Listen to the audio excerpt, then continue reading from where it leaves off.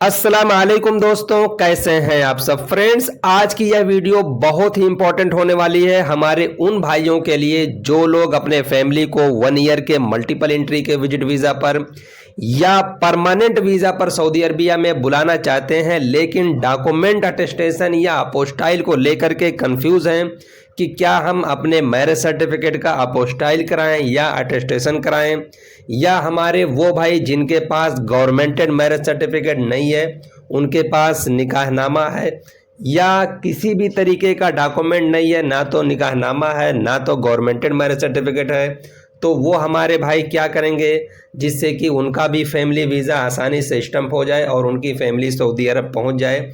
आज की इस वीडियो में मैं आप लोगों को कंप्लीट गाइड करूंगा, लाइव प्रूफ दे करके वीएफएस ताशीर की वेबसाइट पर ले जा करके 100% जेन्युइन न्यूज़ कंफर्म जानकारी आपको दूंगा, जिससे कि आपको अपने फैमिली को सऊदी अरबिया में विजिट वीज़े पे या परमानेंट वीज़े पे बुलाने के हवाले से जो अटेस्टेशन या अपोस्टाइल का रूल है वो आपको सही तरीके से समझ में आ जाए। और साथ में ये भी बताऊंगा कि कौन सी ऐसी कंडीशन है जिसमें आपको अटेस्टेशन अपोस्टाइल चाहे मैरिज सर्टिफिकेट का हो या निकाहनामा का हो, इसको कराने की ज़रूरत नहीं है। बस हस्बैंड वाइफ का पासपोर्ट और वीज़ा जो सऊदी अरब से इशू होता है यही काफ़ी है फैमिली वीज़ा का स्टम्पिंग कराने के लिए। इसके बारे में भी आप लोगों को बताऊंगा, तो प्लीज़ आप लोग वीडियो में लास्ट तक बने रहिएगा। इससे पहले कि मैं वीडियो में आगे बढ़ूं, मैं आपको अपना इंट्रोडक्शन दे देना चाहता हूं। मेरा नाम मोहम्मद अनवर है, मैं दिल्ली में रहता हूं। तो चलिए सबसे पहले बात कर लेते हैं कि कौन सी ऐसी कंडीशन है जिसमें मैरिज सर्टिफिकेट या निकाहनामा का अपोस्टाइल या अटेस्टेशन कराने की ज़रूरत नहीं है, आपका फैमिली वीज़ा डायरेक्ट स्टम्प हो जाएगा। इसमें विजिट वीज़ा वाले सुनिएगा, अगर आप अपने फैमिली को विजिट वीज़ा पे बुलाना चाहते हैं 1 ईयर मल्टीपल एंट्री पर, तो अगर वाइफ के पासपोर्ट पे हस्बैंड का नाम बिल्कुल सही लिखा हुआ है विदाउट एनी स्पेलिंग मिस्टेक, तो इस कंडीशन में अगर आपका वीएफएस सेंटर, ध्यान से सुनिएगा, लखनऊ, दिल्ली, कोलकाता, मुंबई, अहमदाबाद, कोचिन, अगर ये सारे वीएफएस सेंटर में से कोई भी आपका वीएफएस सेंटर है तो आपका वीज़ा डायरेक्ट प्रोसीड हो जाएगा और स्टम्प भी हो जाएगा। और यहाँ पे एक छोटा सा अपवाद है, जिन लोगों का वीएफएस सेंटर बेंगलोर और हैदराबाद है वो लोग अपनी मनमानी करते हैं, और इस कंडीशन में भी कि हस्बैंड के पासपोर्ट पे वाइफ का नाम नहीं है लेकिन वाइफ के पासपोर्ट पे हस्बैंड का नाम बिल्कुल सही लिखा हुआ है, तब भी वो लोग मैरिज सर्टिफिकेट या निकाहनामा का अटेस्टेशन या अपोस्टाइल वो लोग मांग रहे हैं। वो लोग इस कंडीशन में भी डॉक्यूमेंट को प्रोसीड नहीं कर रहे हैं। हालांकि ऐसा नहीं है, उनके लिए कोई अलग रूल नहीं है, लेकिन वो लोग मनमानी करते हैं ऐसा, और बोलते हैं कि आप हमसे काम करा लो, हम आपका अपोस्टाइल और अटेस्टेशन करा करके देंगे। तो यहाँ पे वाज़ेह हो जाता है कि वो लोग सिर्फ अपना पैसा और जेब भरने के लिए ऐसा कर रहे हैं। तो ये 2 ही वीएफएस सेंटर है इंडिया का जहाँ के लोग अपनी मनमानी करते हैं, तो इसके खिलाफ हम आप लोगों को आवाज़ उठाने की ज़रूरत है ताकि उन लोगों को समझ में आ सके। तो विजिट वीज़ा के हवाले से यहाँ तक क्लियर हुआ कि अगर वाइफ के पासपोर्ट पे हस्बैंड का नाम है, और आप लोगों का मैंने वीएफएस सेंटर बांट करके बता दिया है कि अगर ये वीएफएस सेंटर है तो 100% आपका वीज़ा लग जाएगा। आपको इस झमेले में पड़ने की ज़रूरत नहीं है कि अटेस्टेशन करा दो, अपोस्टाइल करा दो, डायरेक्ट आपका वीज़ा लग जाएगा।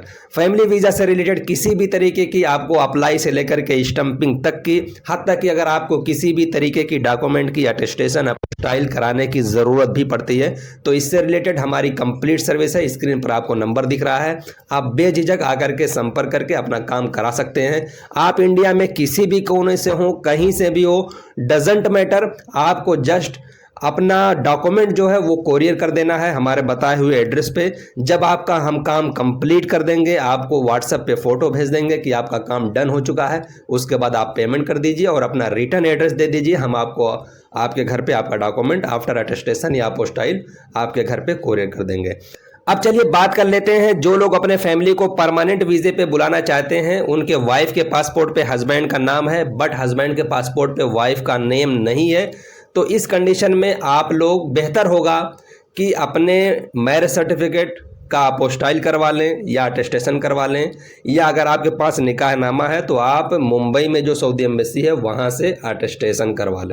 अब चलिए बात कर लेते हैं कि अपोस्टाइल और अटेस्टेशन में फ़र्क क्या है। बहुत सारे लोग इस बात को लेकर के कंफ्यूज हैं कि हम अपने डॉक्यूमेंट का अपोस्टाइल करवाएं या अटेस्टेशन करवाएं, कौन सा हमारे लिए बेस्ट होगा, जिससे कि हमारा फैमिली वीज़ा, चाहे परमानेंट फैमिली वीज़ा हो या 1 ईयर मल्टीपल एंट्री का विजिट वीज़ा हो, वो आसानी से लग जाए। फ्रेंड्स, आप लोग ध्यान से सुनिएगा।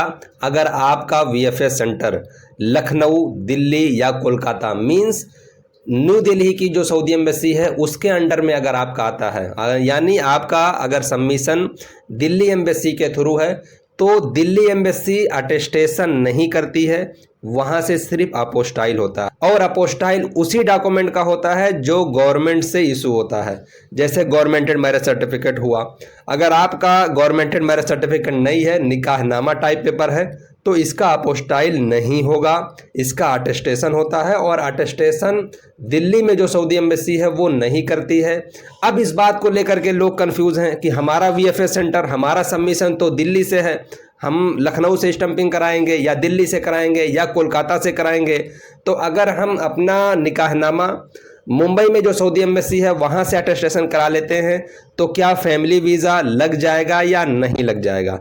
तो फ्रेंड्स, मैं आपको इस बात को लेकर के ताकि आपको 100% जानकारी मिल जाए, मैं आपको वीएफएस ताशीर की वेबसाइट पे ले करके चलता हूं और अपना पर्सनल एक्सपीरियंस भी मैं आप लोगों के साथ शेयर करूंगा कि इस कंडीशन में क्या होगा, आपका फैमिली वीज़ा लगेगा या नहीं लगेगा।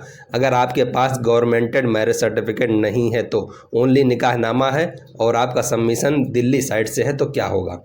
आप देख सकते हैं वीएफएस ताशीर की वेबसाइट पर लिखा हुआ है कि अगर हस्बैंड और वाइफ के पासपोर्टों में किसी भी तरीके की स्पेलिंग मिस्टेक है, कोई भी गलती है, तो इस कंडीशन में मैरिज सर्टिफिकेट या निकाहनामा का अटेस्टेशन सऊदी कॉन्सुलेट से होना ज़रूरी है। हत्ता कि वीएफएस ताशीर वालों ने अभी अपोस्टाइल का अपडेट दिया ही नहीं है कि अपोस्टाइल भी वो लोग एक्सेप्ट करेंगे, लेकिन अल्हम्दुलिल्लाह एक्सेप्ट कर रहे हैं, ऐसा एक्सपीरियंस है। लेकिन अटेस्टेशन का इन्होंने साफ मेंशन किया है कि सऊदी कॉन्सुलेट से अटेस्टेड होना ज़रूरी है। लेकिन यहाँ पे ये लोग ये नहीं मेंशन किए हैं कि दिल्ली से होगा तभी हम लेंगे या मुंबई से होगा तभी हम लेंगे।